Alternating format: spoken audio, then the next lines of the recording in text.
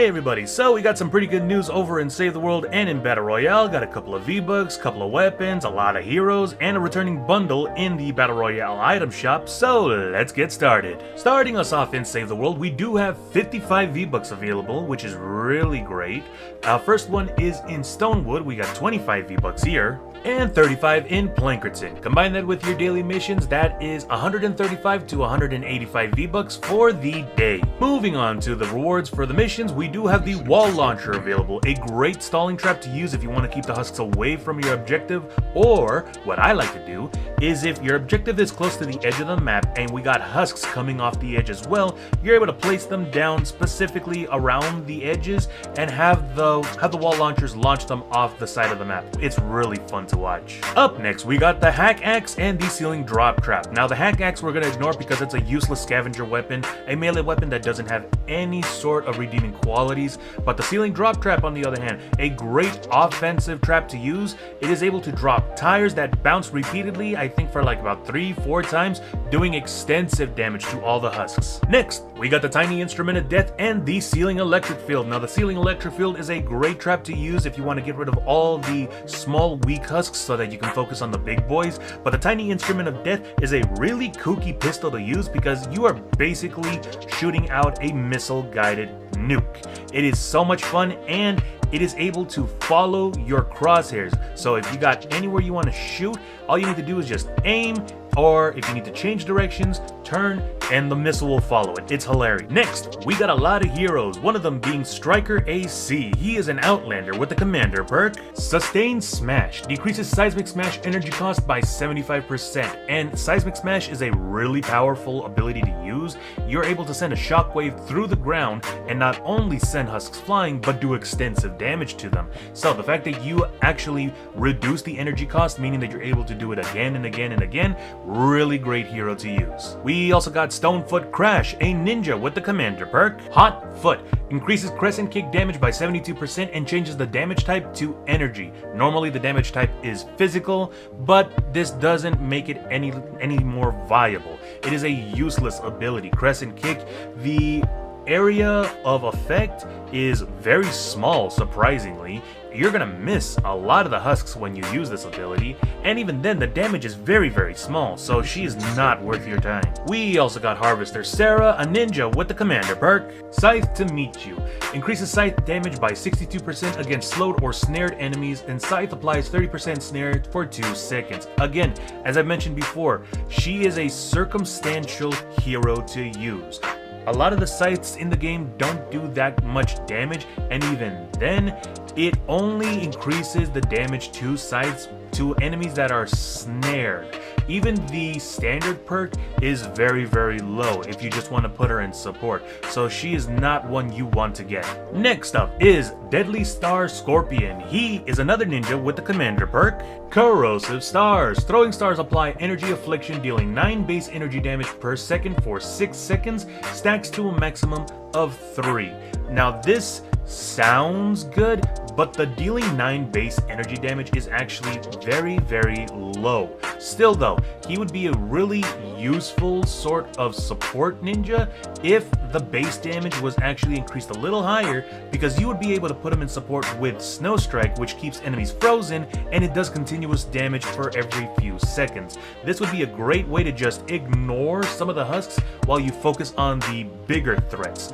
But we'll just see what goes on with this guy. And lastly, we got Brawler Luna, another ninja with the Commander perk. Quick Kick decreases crescent kick cooldown by 60%, and 60% is a really great number to use, meaning that you are basically able to use that ability immediately afterwards. But again, it is for an ability that is completely useless and non-viable. So sadly, she is not useful for anything at all. Before moving on to the Battle Royale's item shop, we do have the legendary Troll Stash Llamas available in the Save the World item shop. 4 of them in fact, and by the looks of it, I do got some really good selections. I got either a choice between the broadside or the healing pad, Also got the flame grilled floor trap. It is a useless trap to use. Don't even think of upgrading your schematic for this or getting any sort of materials for it. It's just completely useless. We also got a survivor, which is really great if you want to power up and save the world. We got a choice between the long arm enforcer and the vacuum tube revolver. We also got a choice, let's see, between Shuriken Master Sarah with the commander perk Cascade and Commando Spitfire, which decreases going commando by 66%, which is really great. Plus a couple of other survivors and walleye traps. Either way, this is a really great llama to get. But as I've stated before, it all depends on the person who purchases them. So log in and see what kind of legendary troll stash llamas you got. But other than that, let's head on over to Battle Royale to see what kind of goodies we got in the item shop. Starting off in the item shop, we have 6, count them, 6 brand new useless kicks, totaling up to 5,800 V-Bucks. What I want to know is, who in Epic is smoking the most potent bud out there to think anybody would pay almost 6,000 V-Bucks for useless shoes? But that's just me. I've always hated these things. But moving on, we do have the Black Cat bundle back in the item shop, and she still looks as fine as ever. We got Black Cat here, as well as her cat's pack back bling, the Bad Luck Claws, which look amazing, the cat's track weapons wrap, and lastly, the Black Cat guitar. Now, I've said it multiple times before, I hate the fact that they are shoehorning in the instruments in these bundles when we could have gotten either a really great emote or a sort of glider for Black Cat. But again, that's just my opinion. We also got the same 8 emotes in the Fortnite Flow section. Cowboy Bebop, still an icon, still here.